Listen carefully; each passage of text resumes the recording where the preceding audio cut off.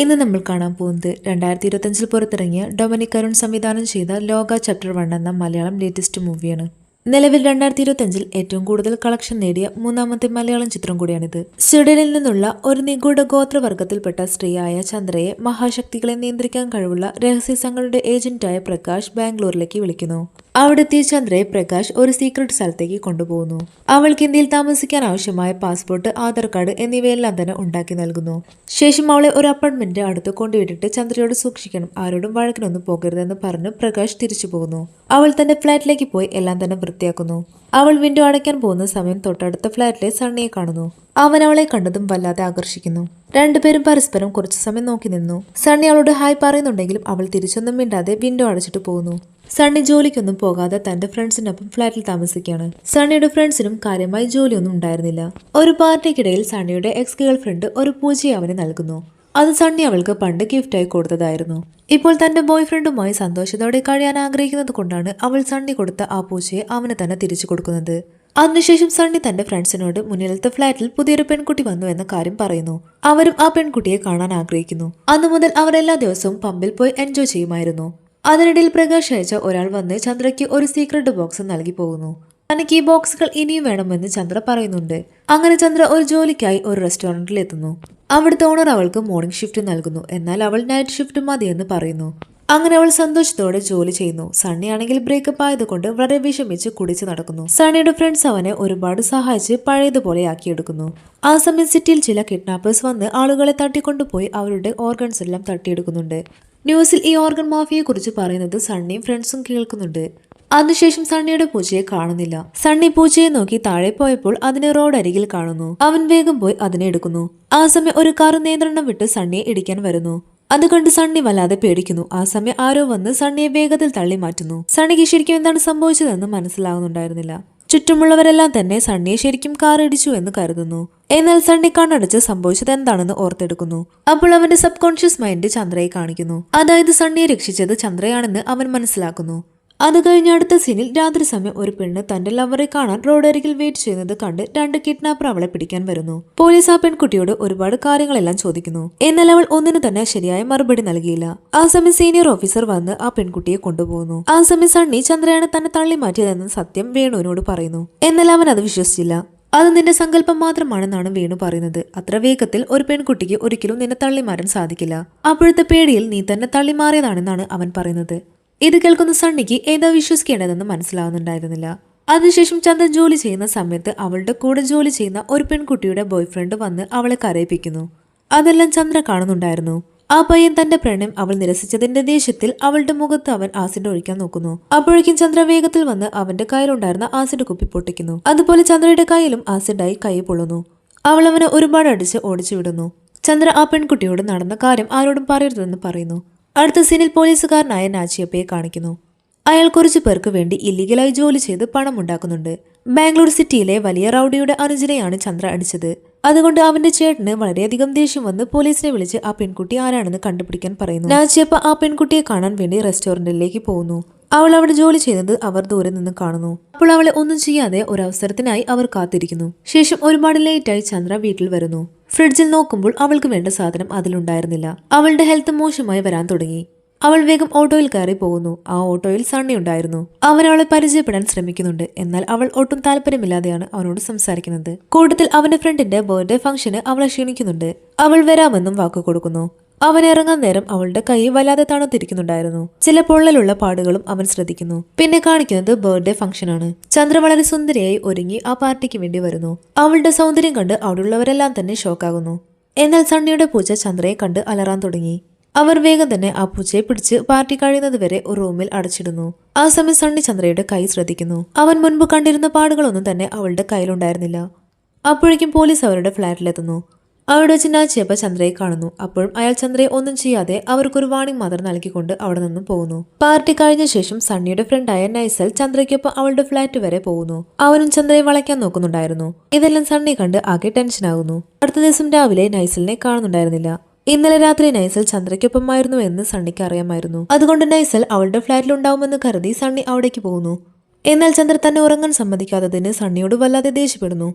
അതുകൊണ്ട് അവൻ വേഗം തന്നെ അവിടെ നിന്നും പോകുന്നു. കുറച്ചു സമയത്തിന് ശേഷം പ്രകാശ് ചന്ദ്രയുടെ ഫ്ലാറ്റിലേക്ക് എത്തുന്നു. ചന്ദ്ര ഒന്നും മിണ്ടാതെ പ്രകാശിനെ റൂമിലേക്ക് കയറ്റി ഡോറ് ലോക്ക് ചെയ്യുന്നു. അതുപോലെ തന്നെ എന്നും വരുന്ന ഡെലിവറി ബോയ് ചന്ദ്രയ്ക്ക് ഒരു ബോക്സ് നൽകുന്നു.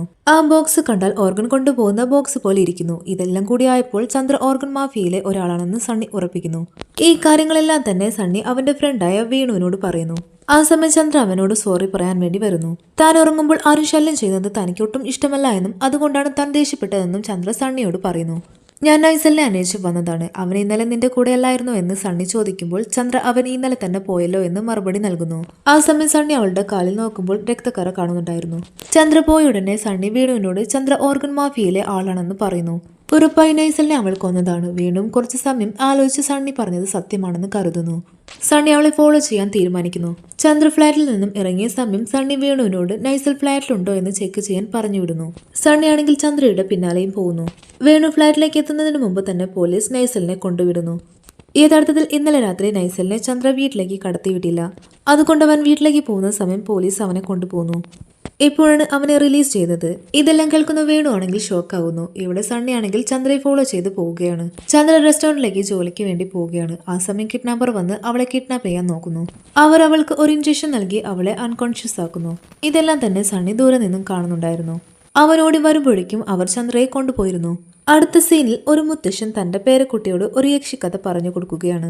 100 വർഷങ്ങൾക്ക് മുമ്പ് നടന്ന ഒരു കഥയാണിത്. ആ നാട് ഭരിച്ചിരുന്ന രാജാവ് കാളിമാതാവിന്റെ കടുത്ത ഭക്തനായിരുന്നു. അതുകൊണ്ട് തന്റെ കോട്ടയുടെ അടുത്ത് ഒരു അമ്പലം നിർമ്മിക്കുകയും അവിടേക്ക് ആ ഗ്രാമത്തിൽ ജീവിക്കുന്ന മറ്റു മനുഷ്യരെ ആരെയും തന്നെ പ്രവേശിക്കാൻ അനുമതി നൽകിയിരുന്നില്ല. എന്നാൽ ആ ഗ്രാമത്തിൽ കയറാൻ ആ ഗ്രാമത്തിലെ കുറച്ച് കുട്ടികൾ ആഗ്രഹിക്കുന്നു. അവർ രാജാവില്ലാതെ നേരം നോക്കി ആ അമ്പലത്തിൽ കയറുകയും കാളിമാതാവിന്റെ കാലുണ്ടായിരുന്ന ഒരു മണി നിലത്ത് വീഴുന്നത് കണ്ട് അതെടുത്ത് നോക്കുന്ന സമയം പെട്ടെന്ന് രാജാവ് വരുന്ന ശബ്ദം കേൾക്കുന്നു. ഉടനെ അവർ അവിടെ നിന്നും ഓടി രക്ഷപ്പെട്ടു. എന്നാൽ രാജാവ് വരുന്ന വെപ്രാളത്തിൽ ആ മണി നീലി എന്ന പെൺകുട്ടിയുടെ കൈവശം പെട്ടുപോയിരുന്നു. അവൾ ആ മണി അവരുടെ ദേവതയ്ക്ക് സമർപ്പിക്കുന്നു. എന്നാൽ ഇതറിഞ്ഞ രാജാവ് അവരുടെ അമ്പലം കത്തിക്കുകയും ആ കുട്ടികളെയും അവരുടെ മാതാപിതാക്കളെയും കൊന്നുകളയാൻ ഉത്തരവിടുന്നു. എന്നാൽ ഇതറിഞ്ഞ ഗ്രാമവാസികൾ ആരും എത്തിപ്പെടാത്ത ഒരു ഗുഹയിൽ ഒളിച്ചിരുന്നു. നീലി ആ ഗുഹയുടെ ഉള്ളിലേക്ക് പോയി ചുറ്റും നോക്കുമ്പോൾ പെട്ടെന്ന് ഒരു വവ്വാൽ വന്ന് അവളെ കടിക്കുന്നു. അതോടെ നീലി തല കറങ്ങി അവിടെ വീഴുന്നു. യഥാർത്ഥത്തിൽ ആ ഗുഹ വളരെ പ്രത്യേകതയുള്ളതായിരുന്നു. ആ ഗുഹയിൽ എന്തോ ഒരു പവർ ഉണ്ടെന്ന് ആ ഗ്രാമത്തിലുള്ളവരെല്ലാം തന്നെ വിശ്വസിച്ചിരുന്നു. അതിനിടയിൽ രാജാവിന്റെ ആളുകൾ വന്ന് അവരെല്ലാം തന്നെ പിടിച്ചു കൊണ്ടുപോകുന്നു. ആ കൂട്ടത്തിൽ നീലിയുടെ അച്ഛനും അമ്മയും ഉണ്ടായിരുന്നു. കുറച്ചു സമയത്തിന് ശേഷം നീലിക്ക് ബോധം വന്നു. അവൾ തന്റെ അമ്മയെയും അച്ഛനെയും കാണാതെ വിഷമിക്കുന്നു. അവൾ ആ ഗുഹയിൽ നിന്നും പുറത്തിറങ്ങി നോക്കുമ്പോൾ അവളുടെ അച്ഛനെയും അമ്മയും അവർ കൊല്ലുന്ന കാഴ്ചയാണ് അവൾ കാണുന്നത്. അപ്പോഴേക്കും അവളെയും അവർ പുറകിൽ നിന്നും കുത്തി വീഴ്ത്തിയിരുന്നു. അവൾ മരിച്ചെന്ന് കരുതി നിൽക്കുന്ന സമയം പെട്ടെന്ന് അവൾ കണ്ണു തുറക്കുകയും അവളിൽ എന്തോ ഒരു ശക്തിയുള്ളതുപോലെ അവളും എല്ലാവരെയും കൊന്നു കളയുന്നു. അവളുടെ അമ്മ മരിക്കുന്നതിന് മുമ്പ് ആ ഗ്രാമം വിട്ടു ഓടിപ്പോകാൻ പറയുന്നു. അവൾ ആ ഗ്രാമം വിട്ടു ഓടിപ്പോയി മറ്റൊരു ഗ്രാമത്തിലെത്തുന്നു. ഇപ്പോൾ അവൾ വളർന്ന് വലുതാകുന്നു.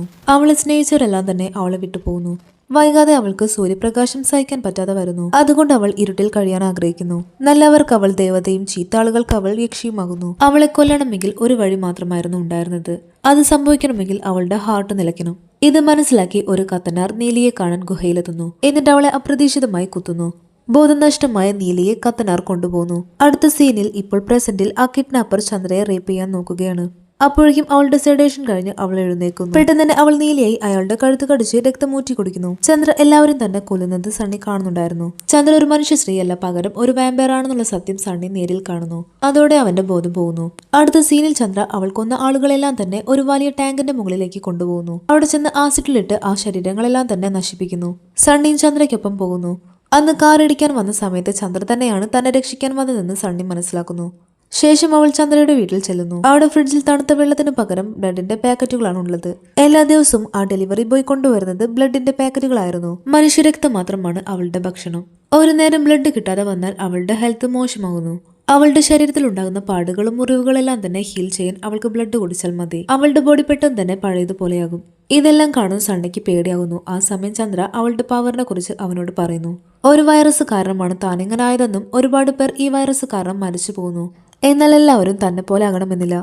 അത്രയ്ക്കും ഹെൽത്തി ബോഡിയിൽ മാത്രമേ ഈ വൈറസ് ജീവിക്കൂ. അല്ലാത്തവർ മരണപ്പെട്ടു പോകും. അപ്പോൾ സണ്ണി എന്നെ കടിച്ചാൽ ഞാനും നിന്നെ പോലെ ആവുമോ എന്ന് ചോദിക്കുമ്പോൾ അതിന് നീ ഡ്രിങ്ക്സ് കഴിക്കുന്നതല്ലേ, അതുകൊണ്ട് നീ എന്നെ പോലെ ഒരിക്കലും ആവില്ല എന്ന് പറയുന്നു. ചന്ദ്ര സണ്ണിയോട് തന്റെ പവറിനെ കുറിച്ച് ആരോടും പറയരുതെന്ന് പറയുന്നുണ്ട്. എന്നാൽ സണ്ണിക്കാണെങ്കിൽ ഇത്രയും വലിയ രഹസ്യം കൊണ്ടു നടക്കാൻ പറ്റാതെ അവൻ വീർപ്പ് മുട്ടുന്നു. അന്ന് രാത്രി അവൻ തന്റെ ഫ്രണ്ടിനോട് ചന്ദ്രയുടെ രഹസ്യം പറയുന്നതും അതറിഞ്ഞ് ചന്ദ്ര സണ്ണിയെ കൊല്ലാൻ വരുന്നതും സ്വപ്നം കാണുന്നു. പിറ്റേ ദിവസം ചന്ദ്രയെ കാണുന്ന സണ്ണിയെ വല്ലാതെ ഭയക്കുന്നു. സണ്ണി തന്നെ കണ്ട് ഭയക്കുന്നുണ്ടെന്ന് മനസ്സിലാക്കിയ ചന്ദ്ര നിന്നെ ഞാൻ കൊല്ലില്ല പേടിക്കണ്ട എന്ന് പറഞ്ഞ് അവനെ സമാധാനിപ്പിക്കുന്നു. അടുത്ത സീനിൽ ചന്ദ്രയെ സംശയം തോന്നി നാച്ചിയപ്പ അവളുടെ ഫ്ലാറ്റിലെത്തുന്നു. അവിടെ ചന്ദ്രയും സണ്ണിയും സംസാരിച്ചു കൊണ്ടിരിക്കുകയാണ്. അപ്പോ ചന്ദ്ര തന്റെ യഥാർത്ഥ പേര് പറയുന്നു. ആ പേര് കേട്ട് സണ്ണി ഷോക്കാവുന്നു. കള്ളിയങ്കാട്ട് നീലിക്ക് ഒരുപാട് വയസ്സില്ലേ, എന്നാൽ തന്നെ കണ്ടാൽ അത്രയ്ക്കും വയസ്സുണ്ടെന്ന് പറയില്ല എന്ന് സണ്ണി പറയുന്നു. നീലിയെ കത്തനാർ ആണിയടിച്ചു കൊന്നതല്ലേ പിന്നെങ്ങനെയെന്ന് പറയുമ്പോൾ ചന്ദ്ര അടുത്ത കഥ പറയുന്നു. കത്തനാർ നീലിയെ ഒരു രഹസ്യ സ്ഥലത്തേക്ക് കൊണ്ടുവരുന്നു. അവളുടെ ഉദ്ദേശശുദ്ധി നല്ലതാണെന്ന് മനസ്സിലാക്കിയ കത്തനാർ അവൾക്ക് പുനർജീവൻ നൽകുന്നു. അവളുടെ ഹൃദയം നിലയ്ക്കുന്നതിനു മുമ്പ് കത്തനാർ അവളുടെ നെഞ്ചിലെ കടാര ഊരിമാറ്റി ശേഷം അവൾക്ക് രക്തം കുടിക്കാൻ നൽകുന്നു. അതോടെ അവൾക്ക് വീണ്ടും ജീവൻ വന്നിരിക്കുന്നു. യഥാർത്ഥത്തിൽ കത്തനാർ അവളെ മനഃപൂർവ്വം കൊന്നതാണ്. ആ ഗ്രാമത്തിലുള്ളവരെല്ലാം തന്നെ വിശ്വസിപ്പിക്കാനായിരുന്നു കത്തനാർ അങ്ങനെ ചെയ്തത്. എന്നാൽ ആരും അറിയാതെ അവർക്കിടയിൽ തന്നെ അവൾ ജീവിക്കുന്നു. കത്തനാർക്ക് അവൾ ഒരു വാക്ക് കൊടുത്തിരുന്നു. തന്നെ കൊണ്ട് കൺട്രോൾ ചെയ്യാൻ പറ്റാത്ത 2 പേരുണ്ട്. അവരെ തളയ്ക്കാൻ വേണ്ടി നീലി എന്നെ സഹായിക്കണമെന്ന് പറഞ്ഞിരുന്നു. ഇപ്പോൾ പ്രസന്റിൽ പോലീസ് ചന്ദ്രയുടെ ഫ്ലാറ്റ് സെർച്ച് ചെയ്യാണ്. ക്രൈം സീനിൽ നിന്നും കിട്ടിയ ചന്ദ്രയുടെ ലെൻസും ഇപ്പോൾ അവിടെ നിന്നും കിട്ടിയ ലെൻസും മാച്ചാണെന്ന് പോലീസിന് മനസ്സിലായി. ആ 3 കൊലപാതകം ചെയ്തത് ചന്ദ്രയാണെന്ന് പോലീസ് ഉറപ്പിക്കുന്നു. പെട്ടെന്ന് ചന്ദ്ര റൂമിലേക്ക് വരുന്നു. അകത്ത് ആരോ ഉണ്ടെന്ന് മനസ്സിലാക്കുന്നു. അവൾ വളരെ വേഗത്തിൽ വന്ന് അവനെ ശക്തിയായി കടിക്കുന്നു. ബുള്ളറ്റിന്റെ ശബ്ദം കേട്ട് സണ്ണി ചന്ദ്രയുടെ ഫ്ലാറ്റിലേക്ക് വരുന്നു. പോലീസ് ചന്ദ്രയെ ഷൂട്ട് ചെയ്തത് സണ്ണിയുടെ വയറ്റിൽ കൊള്ളുന്നു. ശേഷം ആ പോലീസ് അവിടെ നിന്നും പോകുന്നു. ചന്ദ്ര സണ്ണിയും കുട്ടി പെട്ടെന്ന് തന്നെ ആളില്ലാത്ത ഒരു ഹോസ്പിറ്റലിലേക്ക് കൊണ്ടുപോകുന്നു. അതിനിടയിൽ ന്യൂസിൽ ചന്ദ്ര ഒരു ടെററിസ്റ്റ് ആണെന്നും ഇല്ലീഗലായി ജോലി ചെയ്യുന്നുണ്ടെന്നും കണ്ടെത്തുന്നു. പോലീസും ചാനൽ റിപ്പോർട്ടേഴ്സ് എല്ലാം തന്നെ ചന്ദ്രയുടെ ഫ്ലാറ്റിൽ കയറി ഇറങ്ങാൻ തുടങ്ങി. സണ്ണിയെ ഈ അവസ്ഥയിൽ വിട്ട് ചന്ദ്രയ്ക്ക് ഇവിടം വിട്ടു പോകാൻ കഴിഞ്ഞില്ല. വേണു സണ്ണിയെ ഹോസ്പിറ്റലിൽ കൊണ്ടുപോകാൻ പറയുന്നു. എന്നാൽ ചന്ദ്ര അതിന് സമ്മതിക്കുന്നുണ്ടായിരുന്നില്ല. എന്നിട്ടും വേണു കേൾക്കാതെ കൊണ്ടുപോകാൻ നോക്കിയപ്പോൾ ചന്ദ്ര തന്റെ യഥാർത്ഥ രൂപം കാണിച്ച് വേണുവിനെ പേടിപ്പിക്കുന്നു. ഉടനെ ചന്ദ്ര പ്രകാശിനെ വിളിച്ച് സംഭവിച്ചതെല്ലാം തന്നെ പറയുന്നു. സത്യം മനസ്സിലാക്കിയ പ്രകാശ് ഉടനെ ചന്ദ്രയോട് അവിടെ നിന്ന് പോകാൻ പറയുന്നു. എന്നാൽ അവൾക്ക് സണ്ണിയെ ഉപേക്ഷിച്ച് പോകാൻ കഴിയില്ലെന്ന് പറയുന്നു. സണ്ണിയും ചന്ദ്രയും രാജ്യദ്രോഹികളാണെന്ന് രാജ്യം മുഴുവനും ന്യൂസ് പരക്കുന്നു. ചന്ദ്രയെ ടിവിയിൽ കാണുന്ന മറ്റ് സൂപ്പർ ഹീറോസും ചന്ദ്രയെ കാണുന്നു. അവരും സാധാരണ മനുഷ്യർക്കിടയിലാണ് ജീവിക്കുന്നത്. അവരും നീലിയുടെ അതേ പവർ ഉള്ളവരാണ്. അപ്പോഴേക്കും പോലീസായ നാച്ചിപ്പിയുടെ ശരീരത്ത് വൈറസ് സ്പ്രെഡ് ആയിരുന്നു. അയാൾക്ക് രക്തം കുടിക്കാൻ വല്ലാതെ തോന്നുന്നു. അതെ, അയാൾ ഒരു വാമ്പയറായി മാറുന്നു. അയാൾ ആദ്യമായി തന്റെ അമ്മയുടെ രക്തം കുടിക്കുന്നു. ശേഷം അയാൾ തന്റെ അമ്മയെ കൊന്നുകളയുകയാണ്. അപ്പോഴേക്കും പോലീസ് ചന്ദ്രയെ തേടി വന്നിരുന്നു. അവർ ചന്ദ്രയെ ഷൂട്ട് ചെയ്ത് സണ്ണിയെ കൊണ്ടുപോകുമ്പോൾ പെട്ടെന്ന് ഒരു മിസ്റ്റീരിയൽ പേഴ്സൺ വന്ന് ചന്ദ്രയുടെ തലയിലേറ്റ ബുള്ളറ്റ് എല്ലാം എടുത്തു മാറ്റി അവളെ രക്ഷിക്കുന്നു. ശേഷം ഒരുപാട് മാജിക് എല്ലാം ചെയ്ത് പോലീസുകാരെ കളിപ്പിക്കുന്നു. അതോടെ അവർ പേടിച്ച് അവിടെ നിന്നും ഓടിപ്പോകുന്നു. ഇതെല്ലാം കാണുന്ന സണ്ണിയും ഫ്രണ്ട്സും പേടിച്ചു പോകുന്നുണ്ട്. ആ വന്ന പേഴ്സൺ ആണെങ്കിൽ താനൊരു മാജിക് മാൻ അല്ല, പകരം താനൊരു ദൈവമാണെന്ന് പറയുന്നു. അത് കേട്ട് അവർ ഞെട്ടി നിൽക്കുമ്പോൾ ആ ഇൻഫെക്റ്റഡ് ആയ പോലീസ് അങ്ങോട്ട് വരുന്നു. അവനൊരു ഫ്രഷ് വാമ്പിയർ ആയതുകൊണ്ട് അവന് വെയിൽ അത്ര പ്രശ്നമല്ല. ആ സൂപ്പർ പേഴ്സൺ സണ്ണിയെയും ചന്ദ്രയെയും അവരുടെ ഫ്രണ്ട്സിനെയും എല്ലാം തന്നെ ഒരു രഹസ്യ സ്ഥലത്തേക്ക് കൊണ്ടുപോകുന്നു. അവിടുത്തെ ബേസ്മെന്റിൽ ഓരോ സൂപ്പർ പവർ ഉള്ളവർക്കും തന്റേതായ ഒരു മുറി ഉണ്ടായിരുന്നു. അതെല്ലാം നോക്കി നടത്തുന്ന ആൾ ശരിക്കും കത്തനാറിന്റെ തലമുറയിൽപ്പെട്ട ആളായിരുന്നു. അദ്ദേഹം നീലിയുടെ റൂമിന്റെ കീ കൊടുക്കുന്നു. ശേഷം ചന്ദ്ര അവൾ പ്രണയിച്ചിരുന്ന ആളുടെ ഫോട്ടോ സണ്ണിക്ക് കാണിച്ചു കൊടുക്കുന്നു. അത് യഥാർത്ഥത്തിൽ സണ്ണിയെ പോലെ ഉണ്ടായിരുന്നു. വർഷങ്ങൾക്ക് മുമ്പ് ഒരു യുദ്ധത്തിൽ വെച്ച് അവൻ മരണപ്പെട്ടു പോയതായിരുന്നു. ചന്ദ്രയ്ക്ക് തന്റെ ബോയ് ഫ്രണ്ടിനെ രക്ഷിക്കാൻ കഴിഞ്ഞില്ല. അതുകൊണ്ട് സണ്ണിയെങ്കിലും രക്ഷിക്കണമെന്നുണ്ടായിരുന്നു. അതുകൊണ്ടാണ് തനിക്ക് വേറെ സ്ഥലത്തേക്ക് പോകാൻ അവസരമുണ്ടായിട്ടും ചന്ദ്ര പോകാതെ സണ്ണിക്ക് വേണ്ടി ഇവിടെ നിൽക്കുന്നത്. ചന്ദ്ര കൊന്ന ഗ്യാങ്സ്റ്ററിന്റെ നേതാവ് അവളെ കൊല്ലാൻ ഒരു സ്ക്വാഡിനെ അയക്കുന്നു. അവൾ അവരുമായി ഫൈറ്റ് ചെയ്യുന്ന സമയത്ത് സണ്ണി അവിടേക്ക് വരുന്നു. അവനെ കണ്ടതും അവളുടെ ശ്രദ്ധ മാറുന്നു. അതോടെ എല്ലാ ഫയറും അവളുടെ ദേഹത്തേക്ക് ഏൽക്കുന്നു. ഇനി തന്നെ കൊണ്ട് പറ്റില്ല എന്ന സ്റ്റേജ് ആയപ്പോൾ ചന്ദ്ര സണ്ണിയോട് ഓടി രക്ഷപ്പെടാൻ പറയുന്നു. എന്നാൽ സണ്ണി വേഗം പോയി അവൾക്ക് ബ്ലഡ് പാക്കറ്റ് കൊണ്ടുവരുന്നു. അടുത്ത സെക്കൻഡിൽ തന്നെ അവൾ പൂർവ്വശക്തിയിൽ തിരിച്ചു വരുന്നു. അപ്പോഴേക്കും നാച്ചിയപ്പ അവിടേക്ക് വന്ന് നിന്നെയും എന്നെയും കൺട്രോൾ ചെയ്യുന്ന ആ നേതാവിനെ കുറിച്ച് ചോദിക്കുന്നു. അവൾ മറുപടി ഒന്നും നൽകാതെ അവനെ അടിച്ചു വീഴ്ത്തുന്നു. ഒരുപാട് ഫൈറ്റിന് ശേഷം നാച്ചി വാള് കൊണ്ട് ചന്ദ്രയെ കുത്താൻ പോകുന്നു. അലറിക്കൊണ്ട് സണ്ണി അതിനിടയിൽ വന്നു നിന്നു. അത് കണ്ട് വേണു വേഗം സണ്ണിയുടെ മുന്നിൽ വന്നു നിന്നു. നാച്ചി വേണുവിനെ കുത്തുന്നു. അപ്പോഴേക്കും ചന്ദ്ര ആ കത്തി ഊരി മാറ്റി നാച്ചിയുടെ ഹാർട്ടിൽ തന്നെ കുത്തി വീഴ്ത്തുന്നു. അതോടെ നാച്ചി അവൾക്കൊന്ന് പെട്ടിയിലാക്കി ഫ്രീസറിൽ അടച്ചു വെക്കുന്നു. സണ്ണി വേണുവിനെയും കൂട്ടി ഹോസ്പിറ്റലിലേക്ക് പോകുന്നു. അവസാനമായി സണ്ണിയും ചന്ദ്രയും കെട്ടിപ്പിടിച്ച് യാത്ര പറയുന്നു. അവിടെ വെച്ച് ഈ ഒരു പാർട്ട് 1 അവസാനിക്കുന്നു. വീഡിയോ ഇഷ്ടമായ ലൈക്ക് ചെയ്യാനും ചാനൽ സബ്സ്ക്രൈബ് ചെയ്യാനും കമന്റ് ചെയ്യാനും മറക്കല്ലേ.